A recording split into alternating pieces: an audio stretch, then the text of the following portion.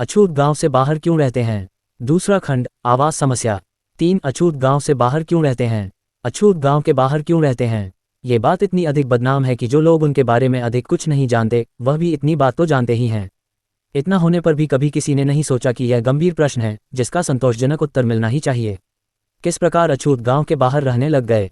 क्या वे पहले अछूत घोषित कर दिए गए और तब उन्हें गांव के बाहर निकालकर गांव के बाहर ही बसा दिया गया, अथवा वे पहले से ही गांव के बाहर रहते थे और उन्हें पीछे अछूत घोषित कर दिया गया?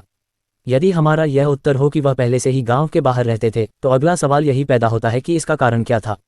क्योंकि अछूतों के गांव के बाहर रहने के सवाल पर पहले कभी किसी ने विचार ही नहीं किया, इसलिए स्वभावतः इस बारे में किसी का कुछ भी सिद्धांत नियम नहीं है।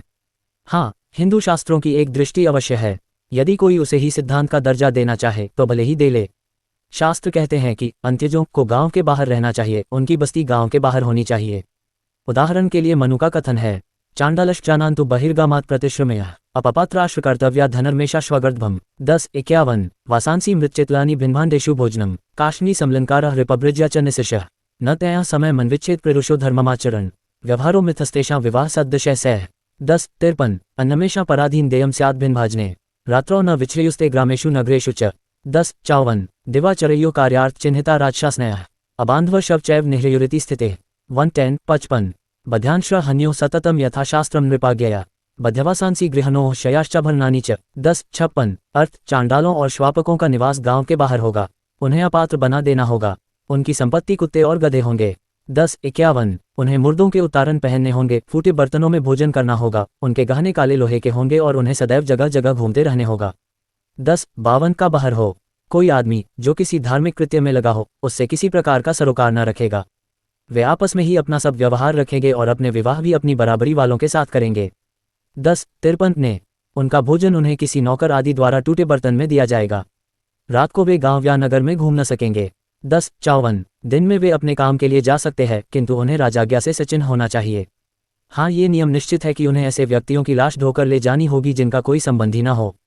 10:55 राजाज्ञा से उन्हें ही दंड नीति के अनुसार सदैव अपराधियों की हत्या करनी होगी और वे उन अपराधियों के वस्त्र, बिस्तरे और गहने ले सकेंगे। के 10:56 लेकिन शास्त्रों के इन कथनों से क्या निष्कर्ष निकाला जा सकता है? इनके 2 अर्थ हो सकते हैं। जब धर्मशास्त्र कहते हैं कि अछूतों को गांव से बाहर रहना चाहिए तो उनका इतना अर्थ हो सकता है कि अछूतों को गांव के बाहर जहां वे ठहरते हैं वहीं रहना चाहिए।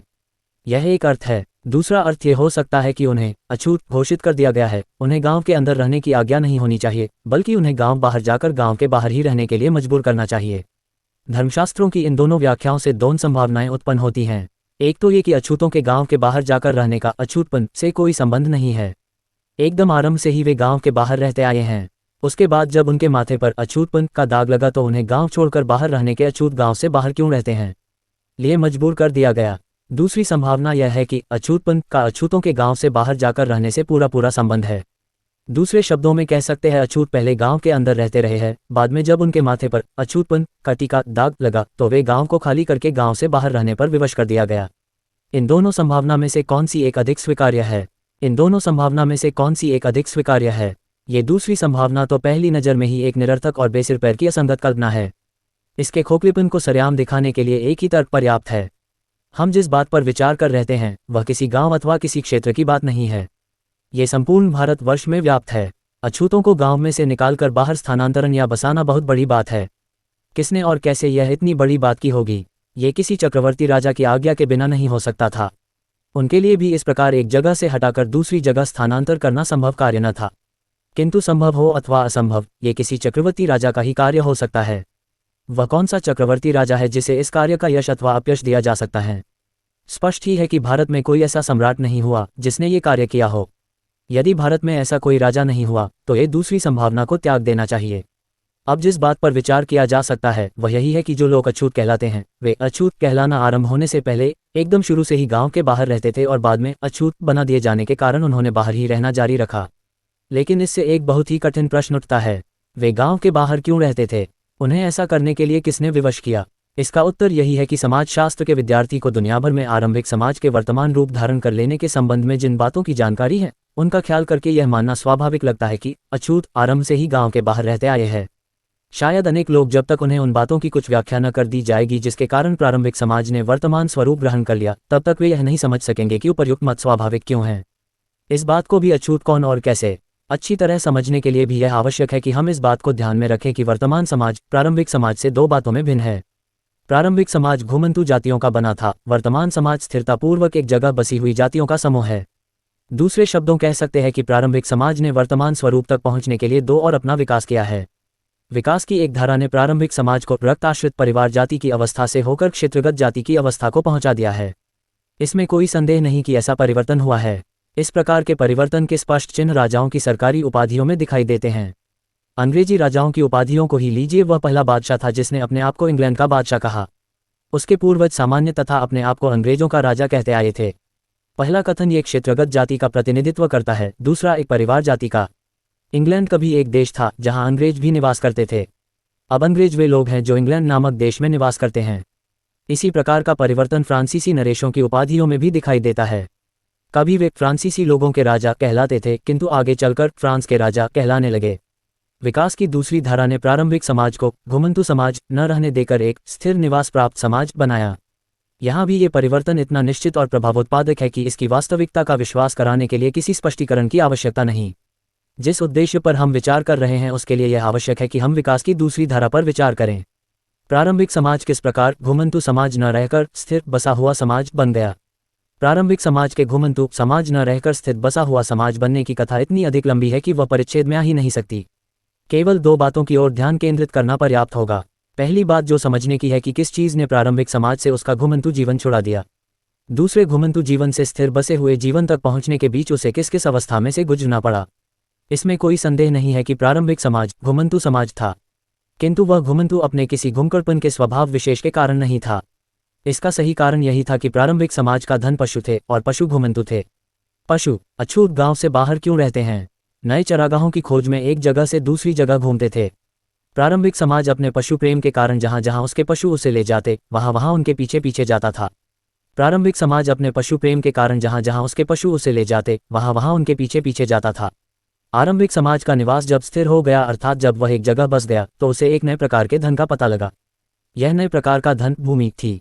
यह उस समय हुआ जब प्रारंभिक समाज ने खेती करने और खेत जोतने की कला सीख ली, और जब उसका धन पशुओं से भूमि में परिवर्तित हो गया तो वह एक जगह स्थिर हो गया।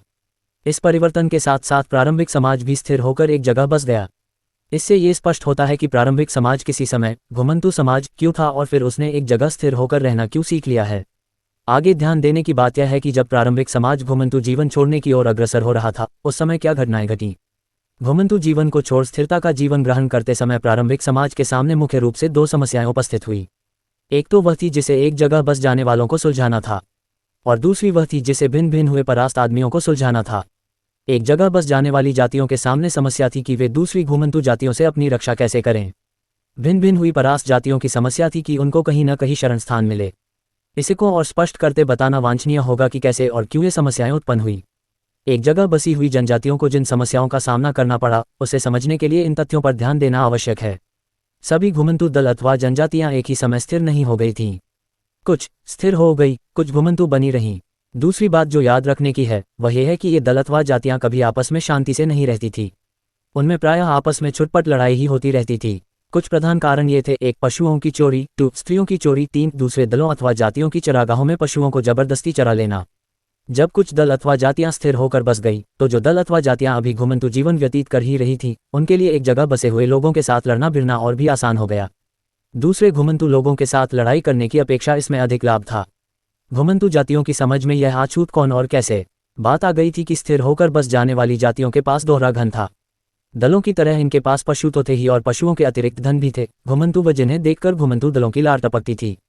घुमंतू दल स्थिर बसी हुई जातियों पर लगातार संगठित आक्रमण करते थे ताकि वे उनका धन चुरा कर ले जा सकें। तीसरी बात यह कि एक जगह बसी हुई जातियां इन घुमंतू दलों से अपनी रक्षा करने के मामले में बड़े घाटे में थी। इसका कारण था कि वे अधिक लाभ के धंधे में लग गई थीं, इसलिए हर समय अपने हलों की तलवारें नहीं बना सकती थीं और न अपने घर छोड़कर इन घुमंतू दलों का पीछा ही कर सकती थीं। इसमें कुछ भी आश्चर्य की बात नहीं। इतिहास बताता है दूसरे असभ्य लोगों का मुकाबला नहीं कर सकते।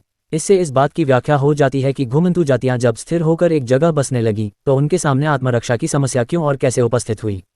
छितरे हुए लोगों की समस्या कैसे उत्पन्न हुई ये समझना कठिन नहीं। यह आपस में लगातार लड़ते भीड़ते रहने का ही परिणाम है जो समाज की उस आरंभिक अवस्था में उन दलों अथवा जातियों का सामान्य कार्य था।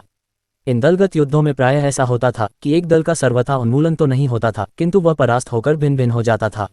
बहुधा जो दल परास्त हो जाता था वह टुकड़े टुकड़े हो जाता था। इसके परिणाम स्वरूप समाज के विकास की प्रारंभिक अवस्था में एक बड़ी जनसंख्या, जो इसी प्रकार परास्त होकर छिन्न भिन्न हुए लोगों की थी, इधर उधर घुमती रहती थी। ये समझने के लिए कि इन छिन्न भिन्न हुए लोगों की समस्या क्यों उत्पन्न हुई, इस बात को हृदयंगम करना आवश्यक है कि प्रारंभिक समाज संगठन दलगत था। संगठन दलगत होने के दो अर्थ थे। पहला ये कि प्रारंभिक समाज में प्रत्येक व्यक्ति का किसी न किसी दल से संबंध था। इतना ही नहीं, इसे किसी न किसी दल का होकर रहना पड़ता था। दल से बाहर किसी व्यक्ति का कोई अस्तित्व न था, हो ही नहीं सकता था। दूसरे दलगत संगठन का आधार रक्त संबंध होने से कोई भी व्यक्ति जो एक दल में पैदा हुआ हो वह दूसरे दल में सम्मिलित होकर उसका सदस्य नहीं हो सकता था। इसलिए इन छिन्न भिन्न हुए आदमियों को व्यक्तिगत हैसियत से ही रहना पड़ता था। पर प्रारंभिक समाज में जहां एक दल का दूसरे दल से संग्राम हो रहा था, इस बात का सदैव डर बना रहता था कि कहीं छिन्न भिन्न लोगों के इन अस्तव्यस्त समूहों पर अछूत गांव से बाहर क्यों रहते हैं भी आक्रमण न हो जाए। वे नहीं जानते थे कि वे कहाँ शरण स्थान ढूंढे। वे नहीं जानते थे कि उन पर कौन आक्रमण कर बैठेगा और कौन उनकी रक्षा करेगा। यही कारण था कि छिन्न भिन्न हुए या छितरे हुए लोगों के लिए आश्रय और सुरक्षा एक समस्या बन गई थी। आदिम या आरंभिक समाज का पूर्व वर्णित सारांश बताता है कि आरंभिक समाज के जीवन में एक समय था जब वह दो दलों में विभक्त हो गया था। एक समूह एक जगह स्थिर रूप से बसे हुए आदमियों का था। उनकी समस्या थी कि उन्हें ऐसे लोग मिले जो घुमंतु आक्रमणकारियों के खिलाफ उनकी पहरेदारी का काम करें। दूसरा समूह पराजित जनजातियों में से छितरे हुए लोगों का था, जिनके सामने समस्या थी ऐसे संरक्षकों को प्राप्त करना जो उनको भोजन और आश्रय प्रदान करते। आगे प्रश्न है, इन दोनों समूहों ने अपनी अपनी समस्याओं को किस प्रकार सुलझाया। यद्यपि हमारे पास प्राचीन काल को कोई ऐसा लेख नहीं है जिसके आधार पर हम निश्चयात्मक रूप से यह कह सके कि दोनों में किस प्रकार का समझौता हुआ था, तो भी हम कह सकते हैं कि दोनों ने आपस में एक समझौता किया जिसके अनुसार इन छिन्न भिन्न हुए परास्त आदमियों ने एक जगह स्थिर रूप से बसी हुई जातियों की पहरेदारी या चौकीदी करना स्वीकार किया और दूसरी और जो स्थिर रूप से बसी हुई जातियां थीं उन्होंने इन्हें भोजन तथा शरणस्थान या आश्रय देना स्वीकार किया। सचमुच ये बड़ा अस्वाभाविक होता यदि इस प्रकार की परस्पर व्यवस्था न कर ली गई होती, क्योंकि दोनों को अपने अपने हित की पूर्ति के लिए एक दूसरे के सहयोग की आवश्यकता थी। परंतु इस समझौते या सौदा को पूरा करने में एक कठिनाई अवश्य पैदा हुई होगी। ये कठिनाई थी शरण स्थान की कठिनाई। ये छिन्न भिन्न हुए आदमी रहे कहाँ, स्थिर रूप से बसे हुए लोगों के बीच में अथवा उनसे बाहर। इस समस्या पर निर्णय लेने के लिए दोनों बातें निर्णायक सिद्ध हुई होगी, एक तो रक्त संबंध की, दूसरी युद्ध नीति की। प्रारंभिक लोगों की मान्यताओं के अनुसार रक्त संबंधी ही एक साथ रह सकते थे। कोई भी बाहर आदमी उस क्षेत्र में प्रवेश नहीं पा सकता था जहां किसी दल विशेष का अधिकार हो। ये छिन्न भिन्न हुए आदमी बाहरी थे। ये उस समूह या दल के थे जो स्थिर रूप से बसे हुए आदमियों के दल से भिन्न था। अछूत कौन और कैसे? जब यह ऐसा था तो उन्हें स्थिर रूप से बसे हुए आदमियों के बीच में नहीं रहने दिया जा सकता था। युद्ध नीति के विचार से भी आवश्यक था कि ये छिन्न भिन्न हुए आदमी गांव की सीमा पर रहें, जिससे ये आक्रमणकारियों का सामना कर सकें। इन दोनों विचार उनके आवासों को गांव के बाहर, गांव की सीमा पर रखने के पक्ष में निर्णायक थे। अब हम फिर अपने प्रमुख प्रश्न पर वापस आ सकते हैं। अछूत गांव के बाहर क्यों रहते हैं?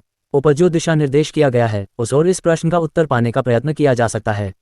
यही बात जो अन्यत्र हुई वह भारत में भी हुई होगी, जबकि घुमंतु जीवन छोड़ हिंदू समाज स्थिर जीवन की ओर अग्रसर हो रहा था। प्रारंभिक समाज में जो स्थिर रूप से बसे हुए और छिन्न भिन्न हुए परास्त दोनों तरह के लोग रहे होंगे। जो स्थिर रूप से बसे उन्होंने गांव की बुनियाद डाली, और ये गांव बसे जो छिन्न भिन्न हुए परास्त लोग थे वे भिन्न दल और भिन्न रक्त होने के कारण गांव से बाहर बसे। इसे निश्चयात्मक भाषा में कहना हो तो आज के अछूत किसी समय के भिन्न भिन्न हुए परास्त आदमी ब्रोकन मैन भर है, और क्योंकि वे भिन्न भिन्न हुए परास्त लोग थे इसलिए वे गांव के बाहर बसे। यह इस बात पर प्रकाश डालता है कि यह मानना क्यों स्वाभाविक है कि अपने आरंभ काल से ही अछूत गांव के बाहर रहते हैं और उनके गांव के बाहर रहने से अछूतपन से कोई संबंध नहीं था। ये सुझाव या सिद्धांत इतना नया है कि आलोचकों को अपने और प्रश्नों का उत्तर पाए बिना संतुष्ट हो ही नहीं सकते। वे पूछेंगे, 1. क्या इसका कोई प्रमाण है कि अछूत छिन्न भिन्न हुए परास्त आदमी ही हैं? 2. क्या इस बात का कोई गवाह या प्रमाण है कि स्थित रूप से बसने के जिस क्रम की ऊपर चर्चा की गई वैसा किसी देश में हुआ भी है? 3. यदि भिन्न भिन्न हुए लोगों का गांव के बाहर रहना एक सर्वव्यापक घटना है तो ये कैसे हुआ कि और देशों में गांवों के बाहर बसी बस्तियां नहीं रहीं और केवल भारत में बनी रहीं?